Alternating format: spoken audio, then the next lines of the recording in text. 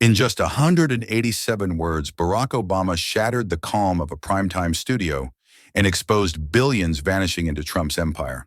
Within minutes, Donald Trump was raging on the White House lawn, his fury broadcast to 312 million Americans holding their breath.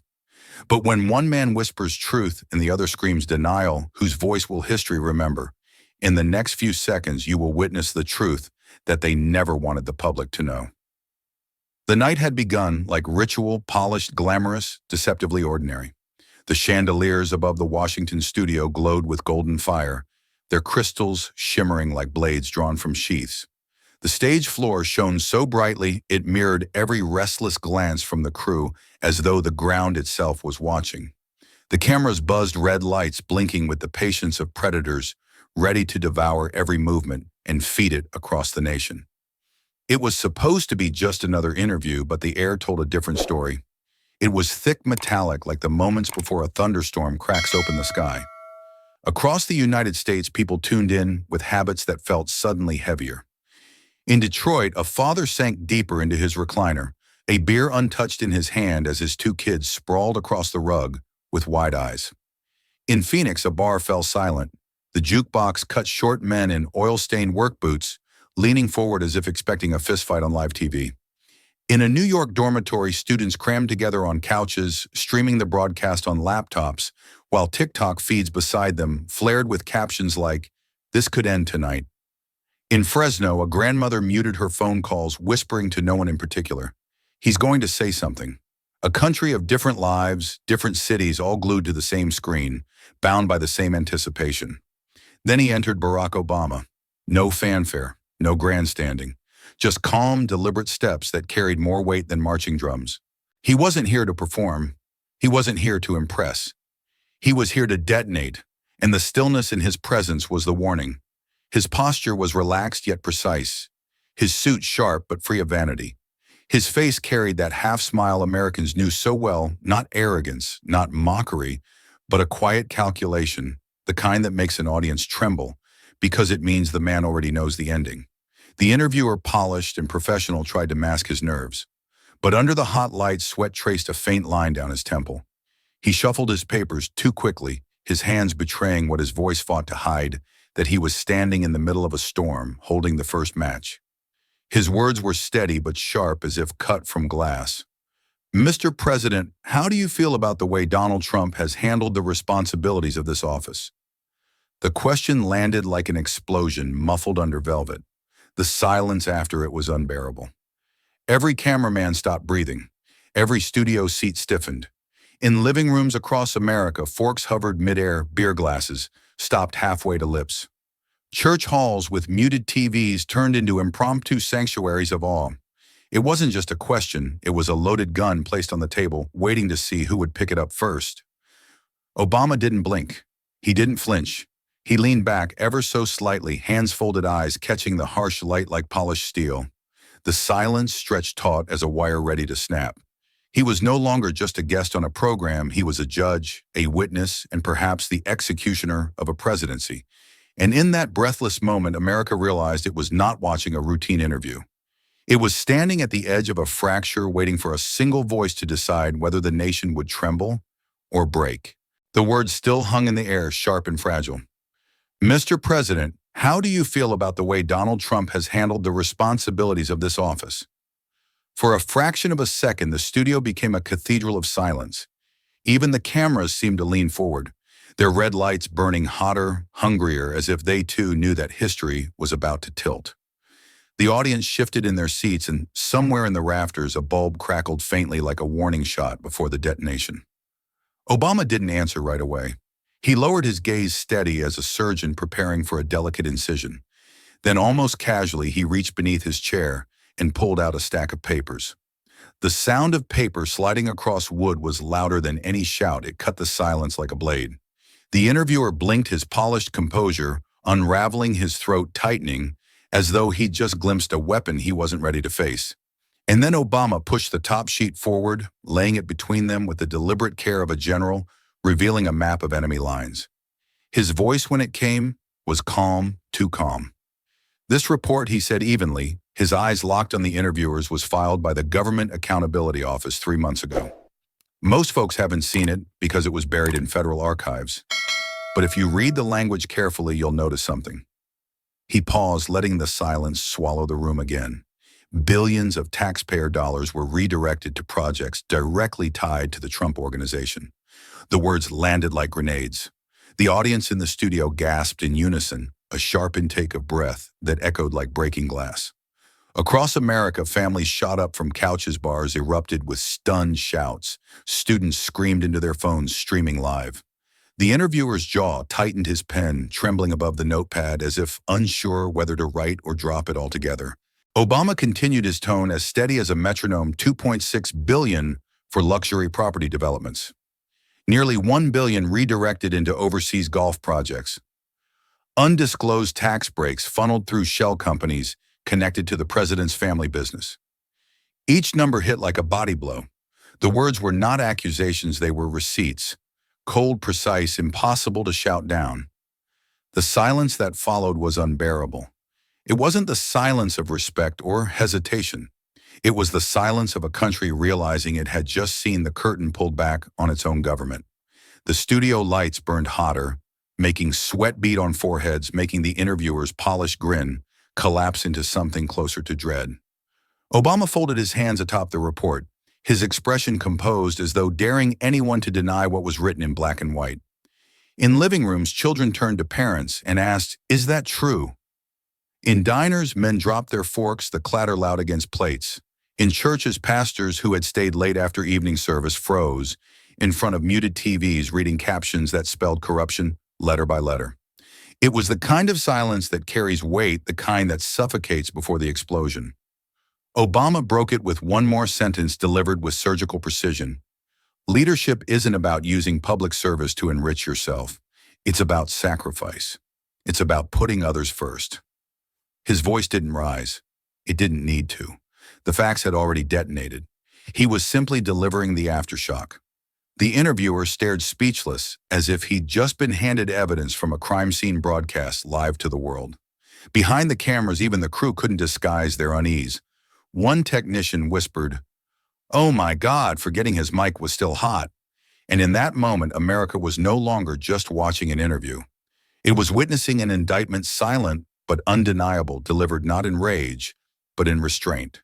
A truth so heavy it made the air vibrate, a revelation so precise it silenced millions at once. The grenade had gone off, yet the echo was only beginning. The grenade had gone off, and the echo began its rampage across the nation. Within seconds of Obama's final words, the studio broadcast fractured into millions of glowing rectangles, televisions in cramped apartments, flat screens in polished living rooms, neon-lit bars, dorm laptops, church hall projectors. Everywhere the same calm voice carried the same devastating numbers, and everywhere time seemed to stall. Forks hovered above half-finished dinners. Beer glasses trembled in midair. Whole families leaned forward without realizing it, as if their bodies knew instinctively that history had just shifted. On Twitter, hashtags detonated like wildfire, hashtag receipts on air, hashtag truth vs. Trump, hashtag 2.6 billion. Within 3 minutes, GAO report was trending in all 50 states. TikTok edits bloomed instantly, Obama's steady reading spliced over dramatic beats. His words cut into captions that scrolled across phone screens in glowing red text. One viral clip replayed the moment he slid the paper across the table, slowed down like a cinematic duel. The caption screaming, "The receipt that shook America." Bars that usually roared with Friday night noise collapsed into silence. In Phoenix, a bartender froze mid-pour amber liquid, spilling over a glass unnoticed. Patrons stared at the screen above the bar, mouths open, but no sound emerging. In Detroit, a group of auto workers erupted, not with cheers, but with curses, shouting at the television, as if the numbers themselves had reached through the glass to slap them. In dorm rooms from Oregon to New York, students screamed into their webcams, the feeds multiplying across Discord, Twitch, and TikTok. Phones vibrated with group chats. "Did you hear that? Is this real? Holy." The strangest part was Obama himself. He didn't move, didn't flinch. He sat with his hands folded neatly like a professor who had just finished reading the day's lesson. His calm was unbearable because it made the facts louder. No pounding fists, no theatrical rage, just stillness. And in that stillness, the nation found itself suffocating. Newsrooms scrambled, editors barking commands. CNN's banner lit up, red breaking Obama. Reed's Gao report alleging billions, redirected to Trump projects. Fox News anchors stumbled mid-sentence, their producers hissing in their ears to cut, to spin, to control the damage. But the clip was already gone. Already sliced, looped, memed, shared 1,000,000 times. Reporters in Boston, Dallas, and Los Angeles texted their sources frantically, their phones buzzing with one demand: confirm this now. In homes, the reactions split down the middle. Some clapped their hands to their mouths in disbelief, whispering, "I knew it," like a prayer they had been afraid to speak aloud. Others cursed at the screen veins bulging, calling it a setup, a trick, a political ambush. But even those who refused to believe couldn't look away. The numbers were crawling across captions, replaying on every device, impossible to escape. One viral meme captured the divide: Obama calmly sipping tea, the words 2.6 billion hovering in bold font, while a second panel showed Trump screaming, with his mouth wide open, the caption, "Loud doesn't beat receipts." It racked up 3 million shares in under an hour. Yet beneath the chaos, beneath the noise, there was a single truth everyone could feel: something irreversible had happened. A calm voice had pierced the storm, and no amount of denial could erase what had been spoken into the air. And so the question lingered, crawling into every corner of the nation, from diners to dorms, from boardrooms to barns. If truth can shake a nation in silence, what will rage sound like? The memes, the captions, the viral edits, every screen in America was looping Obama's calm recital of numbers like scripture. But inside the West Wing, there was no silence, no serenity. The air itself vibrated with unease, as though the walls of the Oval Office had become drums echoing the storm outside. Trump sat hunched over the remote, jaw locked, flipping through networks, only to see the same replay. Obama sliding the paper, Obama reading the figures, Obama's voice calm, while the world gasped. Each repetition was another strike to his pride, another crack in the fragile glass of his composure. Aides clustered near the doorway, whispering as though afraid the floor itself would betray them. "We can't let him go live." One hissed voice, urgent, his hand half raised, like he might physically block the door. Another shook her head, pale with fear. "If he speaks now, it will only pour gasoline on the fire." But even they knew it was hopeless. Trump's leg jittered violently, his fist pounding against the armrest, his face reddening with every new replay on the screen. His breathing grew louder than the television, ragged, uneven, the sound of a man who could not bear stillness while the world mocked him. He stood suddenly, the chair behind him, scraping the floor with a screech that made everyone flinch. The aides tried once more. "Mr. President, please wait for the press office. Wait for a statement." Their words dangled in the air, desperate but weightless. Trump shoved past them, his tie swinging like a red slash across his chest, his shoes striking the marble with the cadence of a war drum. Every step toward the door was a warning shot. Every second he refused to stop was a countdown ticking to detonation. The hallways of the West Wing turned into a gauntlet of frantic eyes. Staffers clutched papers to their chests, leaning against walls as the president stormed past. One young aide holding a tray of coffee froze in place, eyes wide, whispering to a colleague, "He's going to the lawn." The words spread like a contagion down the corridor. Phones buzzed. Advisors darted into side rooms, calling networks, begging anchors to temper coverage. But the momentum was already unstoppable. Trump's fury had found its stage, and no wall of advisors could hold it back. Outside, through the thick windows, the press corps was already gathering, cameras aligned like artillery, their tripods aimed at the podium on the south lawn. The night air pulsed with tension, the sound of helicopters thudding in the distance, the faint roar of generators feeding floodlights that painted the lawn in sterile white. The reporters didn't know when he would appear, but they knew he would, because a man humiliated never stays silent for long. And in that suffocating march from the Oval Office to the waiting microphones, the truth settled on everyone watching him. This wasn't strategy. This wasn't control. This was a man racing toward his own explosion. The south lawn was bathed in sterile white light, the kind that erased shadows, but revealed every crack in a man's face. Reporters stood shoulder to shoulder behind the rope's pens, and cameras raised like weapons, their breath fogging in the cool night air. Then the doors burst open and Trump emerged his stride, uneven his tie whipping against his chest as if even fabric couldn't keep pace with his rage. He gripped the podium with both hands, knuckles blanching, and the first words tore from his throat before the cameras had fully adjusted focus. Fake news, lies, Obama's pathetic. The roar was raw, jagged a sound, closer to an animal than a statesman. His fingers stabbed the air, pointing, jabbing, slashing invisible enemies. His face flushed, crimson, glistened under the floodlights, sweat running in rivulets down his temple. His voice cracked on the word pathetic, the break cutting through the night like shattered glass. The reporters flinched as though struck their pens, scratching across notepads with frantic speed. Some journalists whispered to each other, voices hushed but urgent. "This isn't strength. This is a meltdown." A seasoned correspondent lowered her pen for a beat, simply staring in disbelief at the unraveling before her eyes. Another reporter leaned in, muttering, "He's losing it. He's actually losing it." Yet the cameras never blinked. They drank in every tremor, every outburst, immortalizing the collapse in high definition. Trump's rant spiraled his sentences, no longer sharp arrows, but flailing whips lashing at ghosts. "They hate me because I fight for you. They hate America. They hate winning Obama. He reads garbage like it's gospel." His fists slammed the podium, the microphone squealing in protest, but he didn't pause. He couldn't. His words tumbled faster, hotter each one, a desperate torch thrown into the night. Behind him, aides exchanged frantic glances, some mouthing silent pleas to each other. Stop him. But no one moved forward. No one dared. The scene had escaped containment. The nation was watching in real time as its leader convulsed with fury, unraveling on the very lawn meant to symbolize calm authority.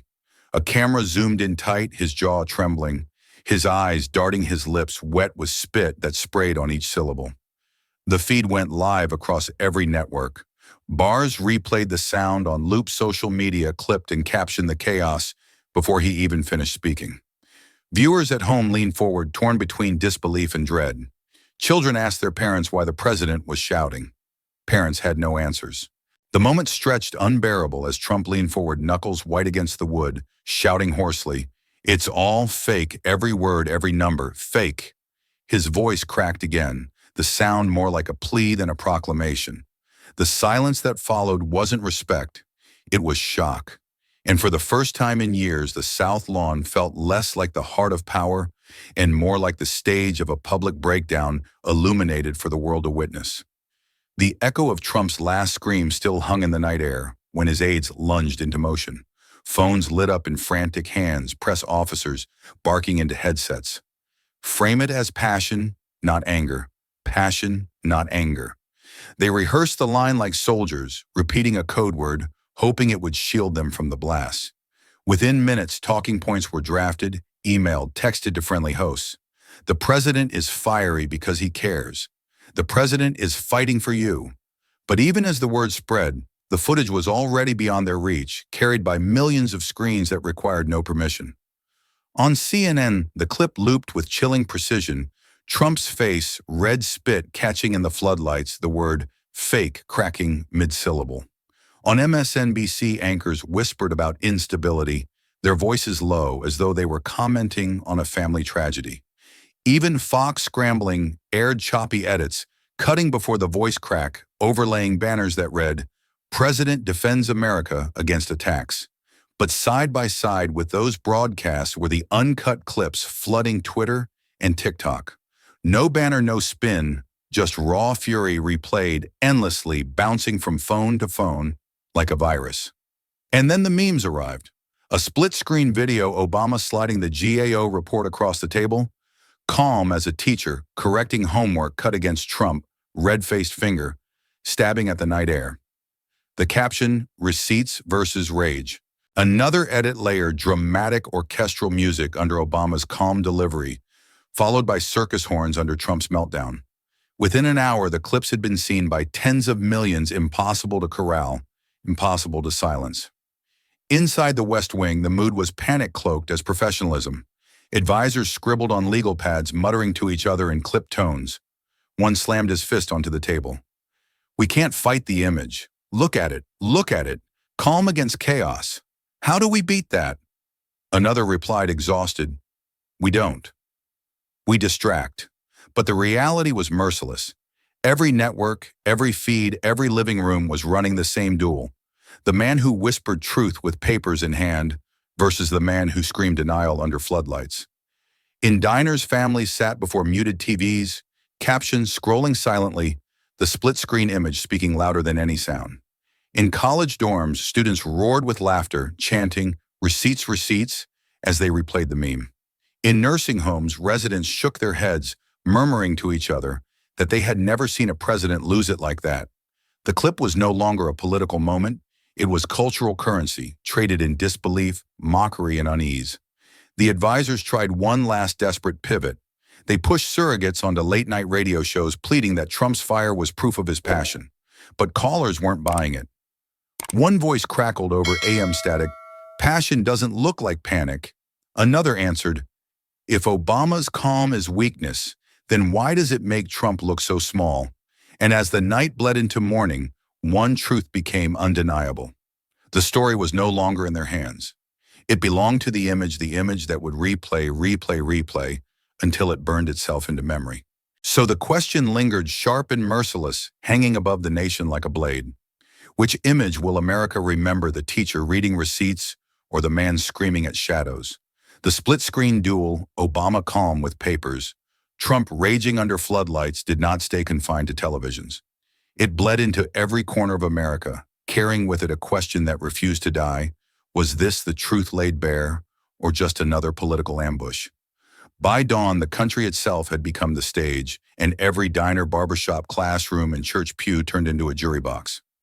In a diner outside Des Moines, the television above the counter replayed the moment Obama slid the GAO report across the table.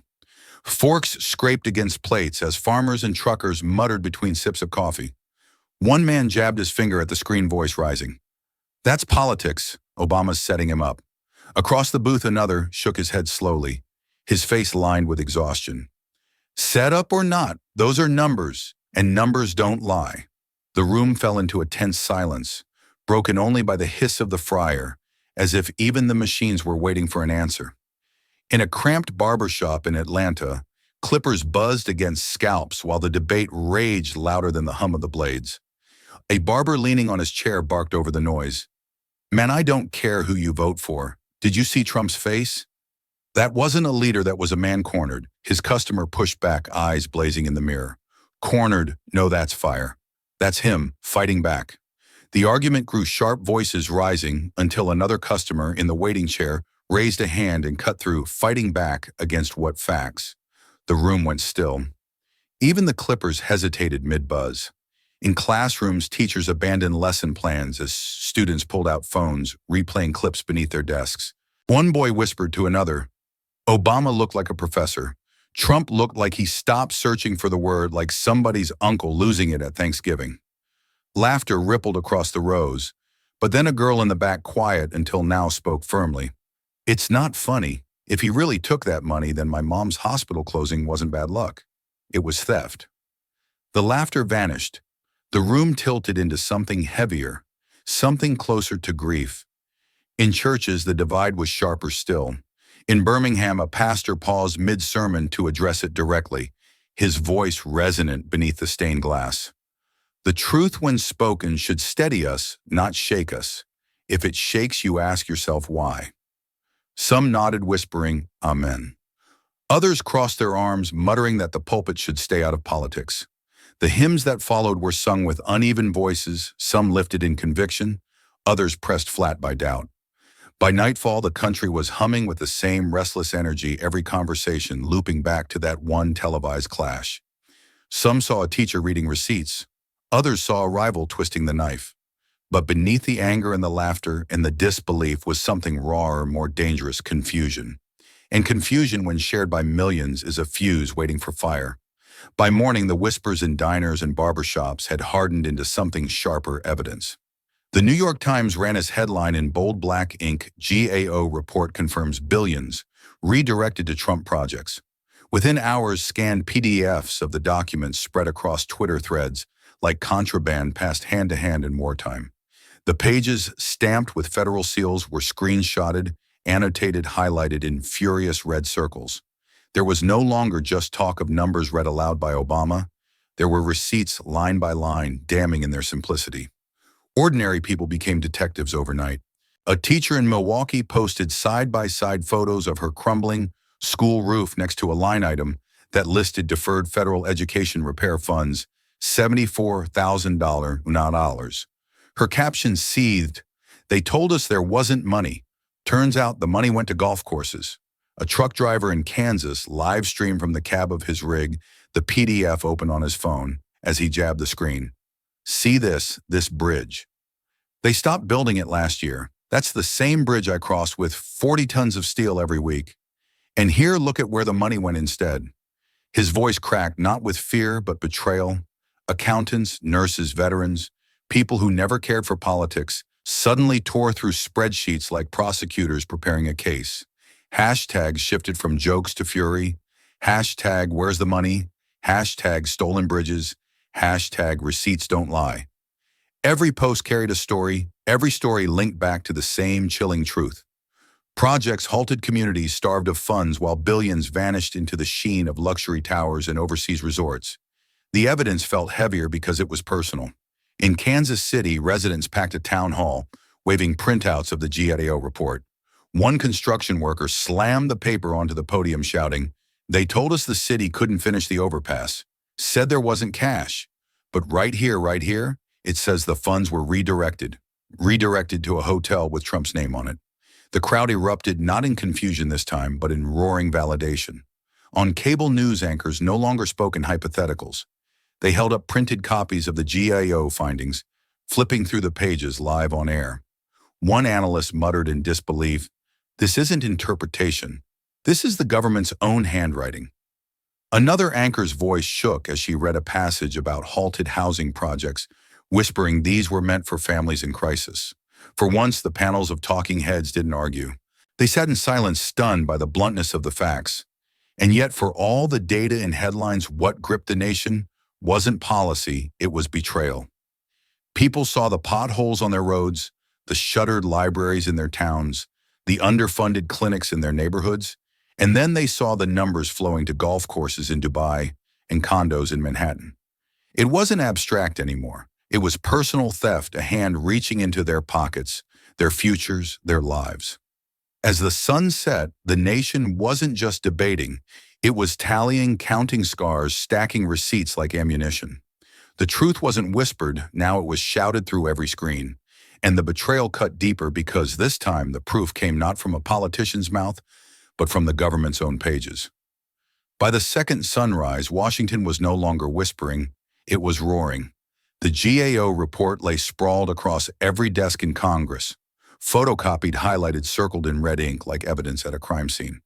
In committee rooms, Democrats slammed their fists on oak tables, demanding subpoenas, hearings, investigations. Their voices carried the sharp edge of vindication. The people deserve answers. This is corruption at the highest level. One congresswoman rose to her feet, waving the report above her head like a torch. "If this chamber ignores what is written here, then what use are we to the people who sent us?" The room shook with applause from her side, but across the aisle, silence pressed like a weight.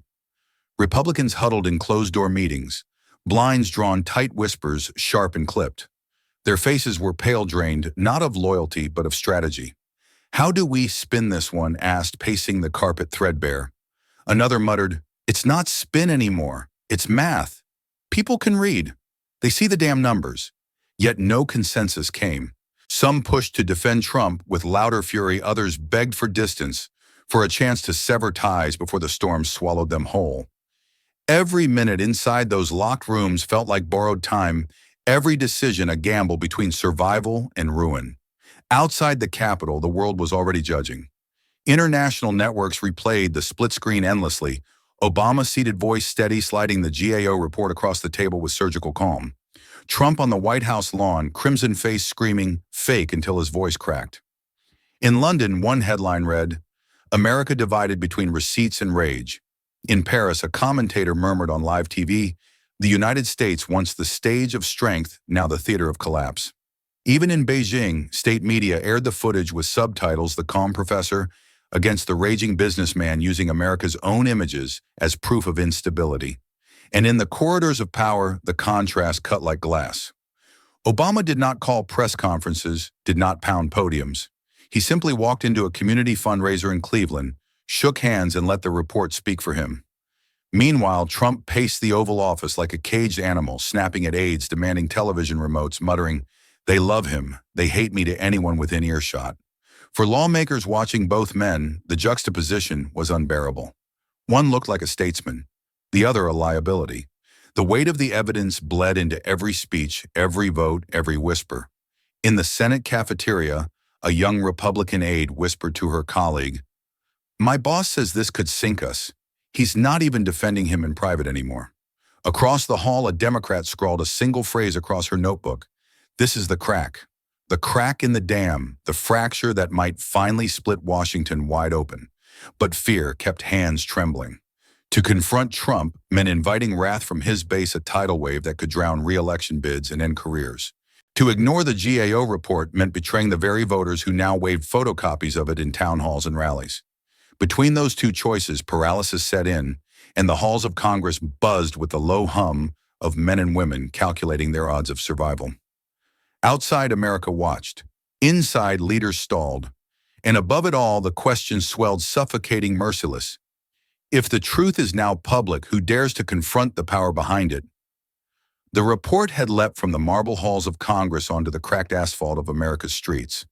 What began as PDFs on glowing screens now burned like fire in the hands of citizens clutching photocopies, waving them above their heads like weapons. In Kansas City, the town hall overflowed. People jammed shoulder to shoulder, sweat and anger thick in the air. The microphones squealed as a construction worker thundered, voice shaking not from fear but from rage. "Why are our bridges crumbling while billions build golf resorts overseas?" His words detonated in the room, met with stomps. Fists on tables, shouts that rolled like thunder against the walls. From coast to coast, it was the same. In Milwaukee, a mother of three stood trembling with fury, holding up the GAO report. "They said there wasn't money for our schools. My kids share textbooks so old they're falling apart. And here it says millions gone. How dare they?" The crowd roared in agreement, a wave of voices that drowned out the moderators at the front. In Dallas, veterans lined the aisles of a civic center medals, glinting under fluorescent lights as one of them barked, "We fought for this country, and they used our money to build towers with their names on them." Towers, his fist slammed the podium, and the applause that followed shook the room. Grassroots anger spread faster than the politicians could contain it. The fury was raw, unpolished, louder than the speeches meant to pacify it. Lawmakers stood on stages, sweat beading on their foreheads, offering vague promises of hearings, committees' future investigations. But their words collapsed under the weight of the crowd's chants. "Answer us now! Answer us now!" Police officers shifted uneasily at the edges of the halls, their radios crackling as if even the static was restless. What had been confusion days before had hardened into certainty. The numbers weren't rumors, they were proof. And proof, once given to the people, becomes a torch no politician can snuff out. Everywhere the fury looked, the same fists, raised eyes, burning voices, cutting through the air with the sharpness of betrayal. These weren't activists with polished slogans. They were teachers, welders, truckers, mothers, all armed with the same sheets of paper that spoke louder than any party line. The sound of it was overwhelming, a roar rising from every hall and gymnasium, a collective heartbeat of fury pulsing through the country. For the first time, the grassroots drowned out the politicians, not with policy, but with rage born of broken promises and empty wallets. And in that suffocating noise, one truth became clear: when paper turns to pavement, when receipts turn into voices, no spin in Washington can contain the fire. Amid the thunder of crowds, the fury of chants, the story bent closer into the faces of individuals whose lives had been carved by the numbers on those pages. In Tulsa, the fluorescent lights of a supermarket flickered above a mother gripping the handle of her cart with one hand and the GAO printout with the other. Her 3 children clung to her sides, their shoes scuffing the tile as she whispered to a local reporter. They told us food stamps had to be cut, but right here it says millions went to golf resorts. How do I explain that to my kids? How do I tell them the government chose sand traps over dinner plates? Her voice cracked not from volume, but from the kind of sorrow that slices deeper than rage ever could. In Reno, the clatter of silverware and the hiss of a grill filled a dim diner, but all eyes were fixed on a veteran standing beside his half-eaten plate of eggs. His jacket, heavy with patches, shook as he raised a trembling hand. I fought in 2 wars. I buried friends who never came home, and they said there wasn't money for our VA hospital, not enough to fix the leaking roof. And now I see this billions gone. Tell me, what did we fight for? His words landed like shrapnel, and the diner fell silent. Every coffee cup lowered, every eye wet with unspoken grief. At a Kansas town hall, the roar of the crowd hushed when a construction worker stepped forward, hard hat in one hand, the report in the other. His voice was gravel worn down by years of labor. That bridge I've worked on for 6 months shut down. No funds, they told us. And now I know why. My crew's out of work. My neighbor's still driving across a death trap, while their money builds glass towers in cities they'll never see. We don't matter to them, not one damn bit. The room erupted again, but beneath the fury was sorrow. Sorrow that the betrayal was no longer hidden, but confirmed in cold ink. One by one, voices like these cut through the chaos, reminding the nation that the scandal wasn't abstract, it was personal. Behind every missing dollar was an empty dinner plate, a leaking hospital roof, an unfinished bridge. And in those human costs, the fire of betrayal found its deepest fuel. When the fury of town halls gave way to the stillness of night, America found another mirror comedy. On late-night stages lit in neon and applause, comedians turned the split screen into their deadliest punchline. One host leaned forward, eyes wide, as a screen behind him froze. On Obama sliding the GAO report across the table, calm, precise, a professor delivering homework. Then the image cut to Trump on the South Lawn, face, crimson fingers stabbing at the air, screaming, "Fake news." The studio roared with laughter, but beneath it was something sharper, almost nervous, as if the audience knew they were laughing at a wound that refused to heal. Clips spread faster than speeches ever could. A viral sketch reenacted the moment with a teacher reading from a textbook, while a red-faced uncle in a MAGA hat shouted across the dinner table. TikTok loops set the meltdown to circus music, the word fake repeated until it became a drumbeat of ridicule. Memes flooded timelines, Obama with the caption, "Here's the receipt" versus Trump, overlaid with customer service rage. By midnight, satire wasn't just entertainment, it was evidence shared and reshared by millions who trusted jokes more than press releases. Politicians scrambled to respond, but their sound bites drowned in laughter. In bars, televisions blared reruns of monologues where punchlines carried more weight than congressional statements. In living rooms, families replayed the sketches again and again, shaking their heads between chuckles. The irony cut deep. The nation turned to comedians not for escape, but for clarity. And every laugh was another blow to the crumbling image of a leader losing control before the world's eyes. Across the country, the joke had become the truth, the parody sharper than policy, the laughter heavier than outrage. And in the uneasy silence that followed each punchline, one question lingered like a shadow crawling across the stage. When comedy feels like truth, is the system already broken? The laughter echoing across late-night stages seeped into the very heart of the West Wing. Behind the heavy doors of the Oval Office, aides spoke in whispers, voices trembling with the weight of what they dared not say aloud. One muttered to another in the corridor, "He's the loneliest man in Washington." They looked over their shoulders as they said it, as though the walls themselves might be listening. Inside, Trump paced in uneven circles, the carpet beneath his shoes worn thin from restless steps.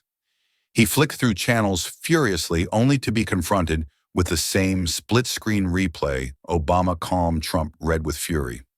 Each loop was another stab, each meme another scar carved into the image he had built for years. His aides hovered near the edges of the room, avoiding his eyes, afraid to step too close to the storm. In hushed meetings, allies who once cheered his every move now shuffled, nervously calculating. Senator Keating of Indiana broke the silence, in one gathering, his voice grave, as stone one man just read the facts. The other lost his temper. "Tell me who looks guilty." The question fell heavy across the table, leaving no room for denial.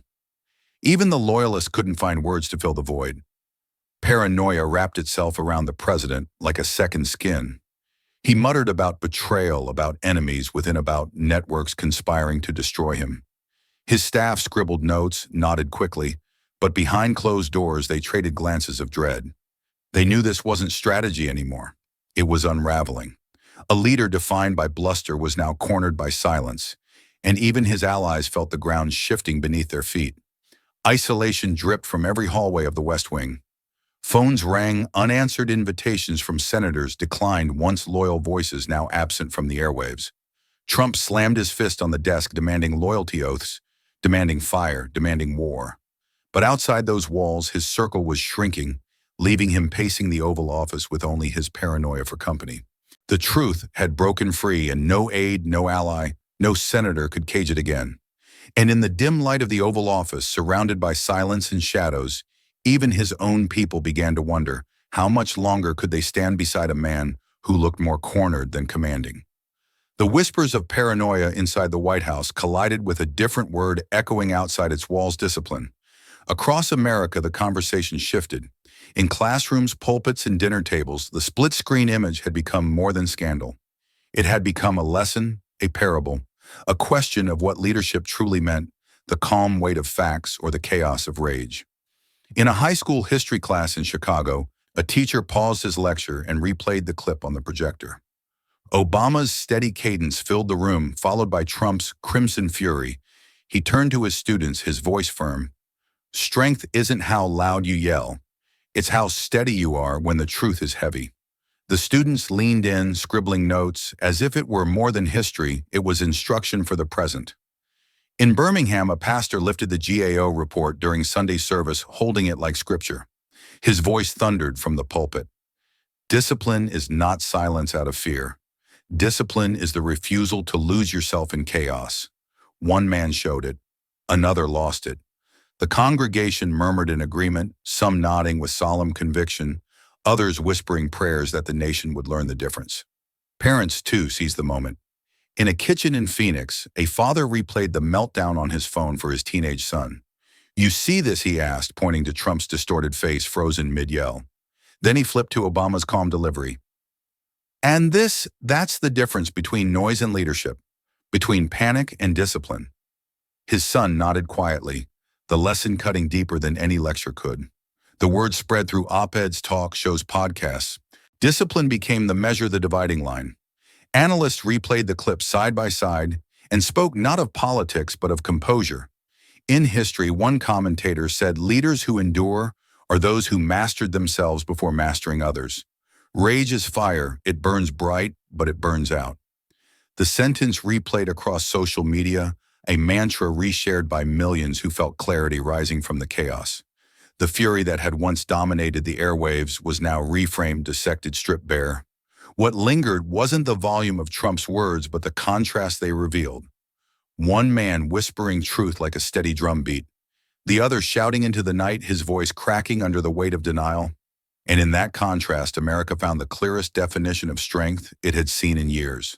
The word discipline echoed across America, but inside the White House it struck like poison. On television after television, analysts no longer debated policy, they debated sanity. Anchors framed the president as defensive, unhinged, the split screen, looping relentlessly. Obama steady as stone, Trump unraveling under floodlights. It wasn't just critique, it was diagnosis broadcast live to millions. International capitals weighed in their doubts, spreading like cracks in glass. In Berlin, officials whispered on camera about instability in Washington.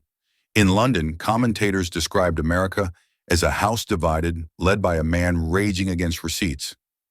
In Beijing, state news lingered on the images of Trump, shouting subtitles casting him as erratic, reckless, fragile. For allies who once clung to the image of U.S. strength, the contrast was devastating. Calm opposition, versus a leader unraveling before the world's eyes. Inside the residence, Trump sat alone in the glow of a dozen screens. The remote clicked furiously as he flipped through channels, only to see the same story reflected back, his fury on loop, his fingers stabbing at shadows. Sweat glistened on his brow as he slammed the remote onto the table, its plastic cracking under his grip. His voice was a low growl rising into a mutter he could no longer control. They love him. They hate me. They've always hated me. Aides lingered at the edges of the room, too afraid to step closer, too loyal or too trapped to leave. Their silence was heavier than their words could ever be. They watched the man who had once thrived on chaos, now consumed by it, cornered not by enemies, but by his own reflection. The image of Obama calm at a desk haunted every screen, a mirror Trump could not shatter no matter how many times he shouted, "Fake." The night stretched long, the White House eerily quiet, except for the angry mumble of a president pacing. Outside, cameras still camped on the south lawn, their lenses trained on a building that looked less like the seat of power and more like a bunker of isolation. Allies abroad doubted the press at home dissected, and his own team stood motionless in the shadows. And in that suffocating stillness, the question grew heavier, pressing against the walls of the White House itself. When power feels hated, does it destroy itself or destroy everything around it? While the White House drowned in whispers and paranoia, Cleveland rose beneath soft lights and quiet applause.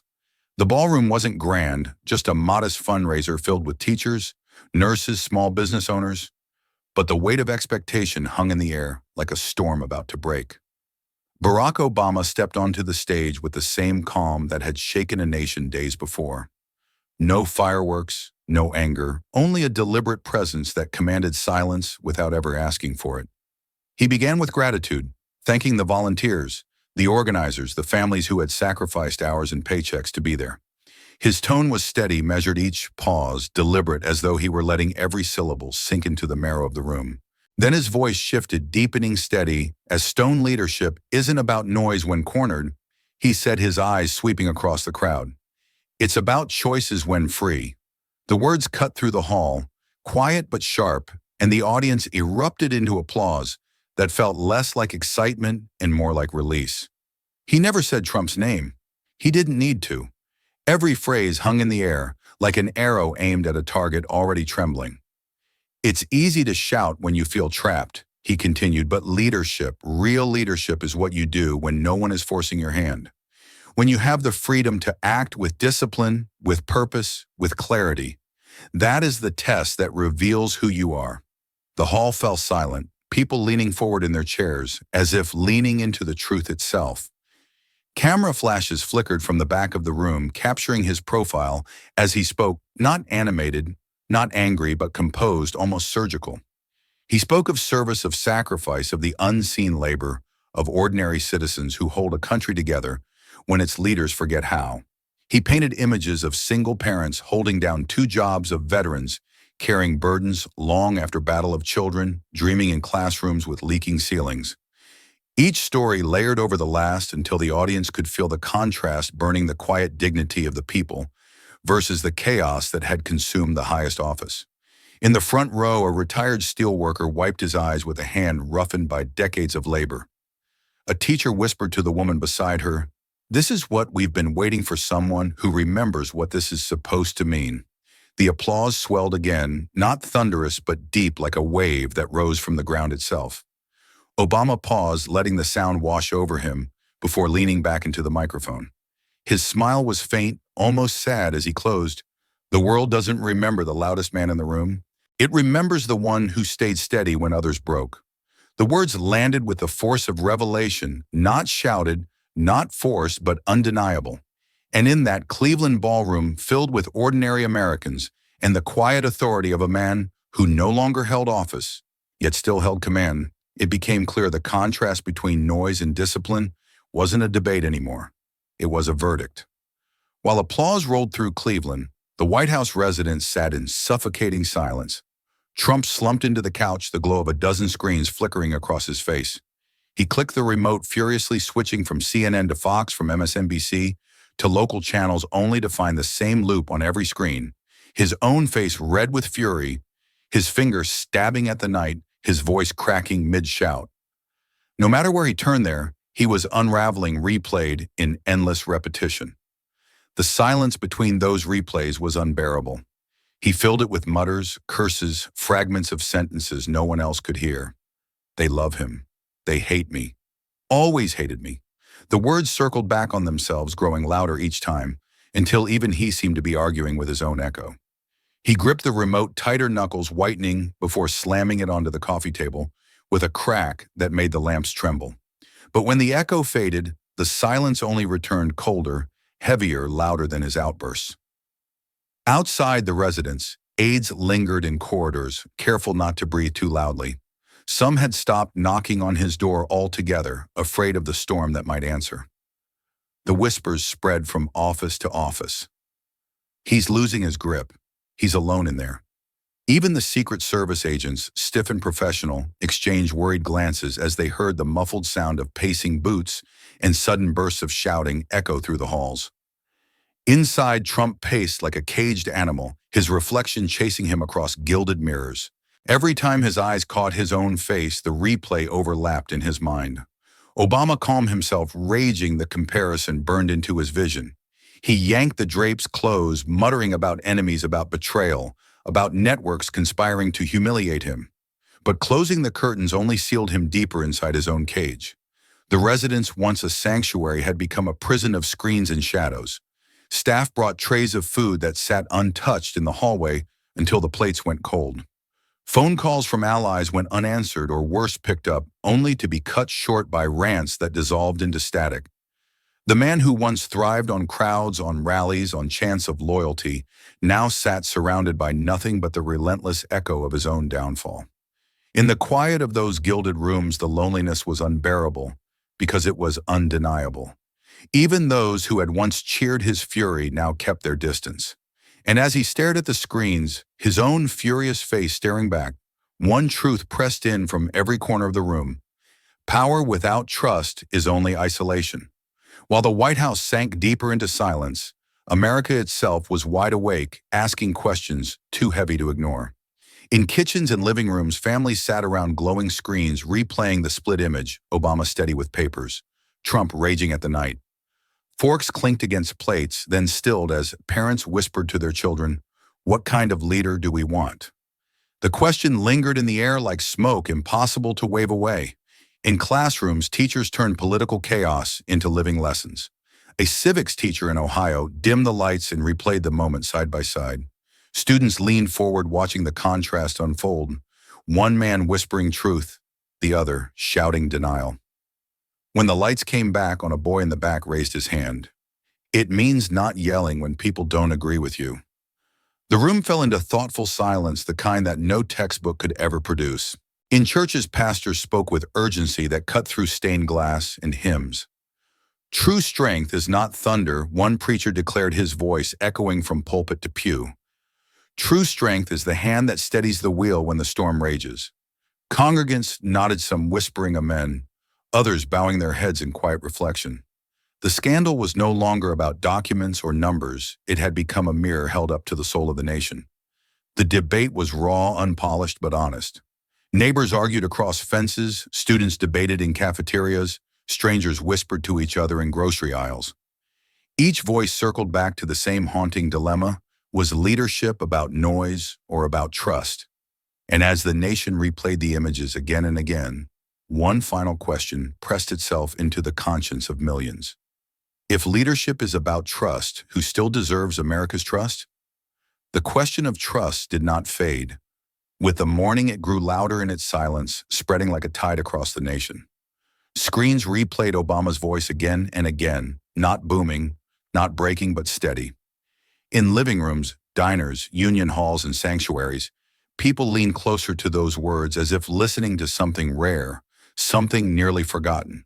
The rage of the lawn was fading, but the whisper of integrity was gaining ground. In a small town in Iowa, a veteran sat at his kitchen table, his medals resting in a wooden box beside him. The television flickered with Obama's calm tone, and he whispered to his wife, "That's what command sounds like. Not shouting, not fists, just steady." His hands trembled as he turned the volume up, the weight of service etched in his voice, as though the quiet had reminded him of the discipline he had once lived by. In Tulsa, the mother who once held the GIO report in a supermarket aisle played the clip again for her children. The kids, restless and wide-eyed, fell silent as Obama's words rolled from the screen. Leadership isn't about noise when cornered. It's about choices when free. She pulled them closer, murmuring, "Remember this. Power may shout, but integrity whispers." The children nodded slowly, as if the lesson had sunk deeper than any punishment or lecture could have managed. On the floor of a Detroit auto shop, grease-stained workers clustered around a cracked radio, the voice of Obama replayed on a morning program. One mechanic wiped his hands on a rag and said softly, "You can fake rage. You can't fake calm." The others grunted their agreement, eyes tired from years of being told to wait for promises that never came. The quiet tone on the radio reminded them of something sturdier, something worth believing in. Even in classrooms, the whisper of integrity lingered. Teachers replayed the contrast, Obama's calm delivery beside Trump's fury. A girl in the back row raised her hand and said, "He didn't need to yell. That's why people listen." Her classmates sat in silence, absorbing the truth, not from the scandal itself, but from the way it was delivered. The montage stretched from coast to coast, veterans nodding in kitchens, mothers whispering lessons, workers pausing, mid-shift teachers anchoring their lessons on a single clip. Each scene shared the same thread, the belief that real strength doesn't come from volume, but from steadiness. And though the country was divided, battered, and uncertain, these small voices carried a strange, steady hope. For in the aftermath of fury, the nation began to realize something simple, almost sacred: power may shout, but integrity whispers. And in those whispers, America found a reason to believe again. The images would not fade. On one side of the screen, Barack Obama sat, steady, papers in hand, voice calm enough to steady a nation. On the other, Donald Trump raged, his face flushed crimson, his fingers stabbing at the air, his voice cracking under the weight of denial. Two portraits of power replayed endlessly until the contrast burned itself into memory, one man whispering truth, the other shouting at shadows. In Washington, the fallout erupted like a second storm. Committees called emergency hearings, subpoenas flew across desks, and lawmakers sparred in front of flashing cameras. Some demanded Trump's accountability, others clung desperately to party lines, their words hollow against the sound of a public already making up its mind. Investigations opened into halted projects and missing funds, but the scandal was no longer measured in numbers, it was measured in character. Across dinner tables, families spoke not of policy, but of composure. In classrooms, teachers replayed the split screen, asking students which image looked like leadership. In churches, pastors pointed to the contrast as a parable, one man controlled by ego, the other anchored by restraint. The debate was no longer partisan, it was human. It asked not who won, but who held themselves like a leader when the storm hit. The media, once addicted to noise, found itself repeating a single theme: dignity. Headlines sharpened the lesson with brutal simplicity: calm versus chaos, receipts versus rage. And beneath the headlines, ordinary Americans began asking the only question that mattered: what kind of leader do we deserve? The answer didn't come from votes yet, or from speeches, but from a feeling spreading across the country, a clarity born of contrast. The story was bigger than Trump, bigger than Obama, bigger than politics itself. It was about the essence of power stripped bare of theatrics. One man had chosen steadiness, the other fury. And in that split, the nation was forced to choose. For in the end, leadership was not measured in volume, but in trust. And as the images replayed, like scripture across the screens of a fractured America, the choice before the nation sharpened into moral clarity. Which vision of power would it carry forward, the steady hand or the clenched fist? The storm had raged for weeks: headlines, hearings, town halls, and viral clips. Yet when the echoes began to soften, what lingered wasn't the shouting or the hashtags. It was the contrast. Obama's quiet steadiness, Trump's fury under floodlights. One whispering truth with the weight of evidence, the other screaming against shadows. And in that contrast, a lesson began to crystallize. History, after all, does not carve monuments to the loudest voices. It carves them for those who endure, who hold steady when storms demand collapse. Across generations, the leaders remembered are not the ones who shouted until they were hoarse, but the ones who refused to abandon discipline when the world tried to drag them into chaos. That truth now stared America in the face, illuminated in high-definition replay, impossible to look away from. In kitchens, parents turned down the volume on televisions and told their children noise fades. Truth stays. In schools, teachers used the split-screen moment not as scandal, but as parable. Which man would you follow into a storm, they asked. And in churches, pastors reminded their congregations that the strongest voice is often not the loudest, but the one that speaks last and still carries weight. Each corner of America transformed the moment into a mirror, forcing itself to see not politics but principle. Even in bars where laughter and mockery once filled the air, the conversation shifted. The memes still spread, the jokes still stung, but beneath them was unease. People sipped their drinks, leaned closer, and admitted in hushed tones what the nation was beginning to accept. Leadership is not theater, it is trust. And trust cannot be shouted into existence, it must be earned, and it must be lived. The fallout had revealed corruption, betrayal, instability, but it had also revealed something else, a hunger for dignity, a longing for steadiness in a time of noise. Americans weren't just debating policies, they were searching for character, for the anchor that could hold in waters this turbulent. And the split screen gave them the answer in brutal clarity. One face calm, one face burning, one voice steady, one voice cracking. As the cameras dimmed and the nation braced for whatever would come next, the story no longer belonged to politicians or networks. It belonged to the people who had seen the difference with their own eyes, who carried the lesson in their homes, schools, and sanctuaries. History, they realized, doesn't reward the man who shouts the loudest. It rewards the one who stands firm in truth when everything else trembles. And so the question remained heavy as a verdict lingering in the silence after the storm. When the noise fades, will we choose leaders who shout or those who let truth speak for itself? True leadership is not proven by volume or anger, but by the discipline to remain steady when chaos demands noise. In life, we often face moments where others shout, argue, or try to intimidate. Yet history reminds us it is the calm, the patient, and the principled who endure and inspire lasting change. Integrity may whisper, but its echo lasts far longer than rage. For those of us over 50, this is a call to model dignity for the next generation. When pressure rises, will you add to the noise or be the steady voice others can trust? Thank you for watching until this moment and for standing with us on this journey for justice. Your support means everything. Like, subscribe, and turn on notifications so you never miss what's next. And we'd love to hear your thoughts. Leave a comment below and let us know what moved you most in this story. Together, our voices make a difference.